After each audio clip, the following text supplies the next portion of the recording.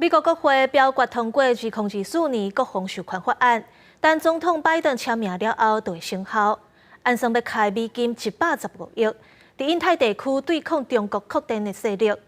另外，嘛要加强咱台湾的防卫能力，授权美国国防部替台湾的军队建立备份计划。Laid on the table. 主席罗推伫美国参议院了后，众议院14嘛以310票赞成、118票反对，通过2024财政年度国防授权法案，总额达到8863亿美金。总统拜登签署了后就有效，其中预定伫印太地区投入差不多115亿美金，加中国渐渐增强影响力相比平，并强化台湾的防卫。Protects our military bases, defense research, and supply chains from Chinese espionage.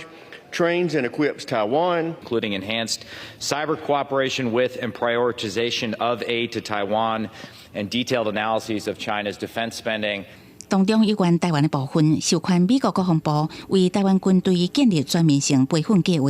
加强美台军队互通性，扩大军事网络的安全合作，也加督促对台军售进度。咱国防部感谢美国国会用实际行动坚持台湾的国防韧性。我们也会持续依据敌情威胁跟防卫作战的需求，来务实的建军战训整备等各项工作，希望能够确保台海以及印太区域的一个和平稳定。包括各类的鱼叉飞弹、空射型，还有就是陆射型，都要加快这个交付的时程，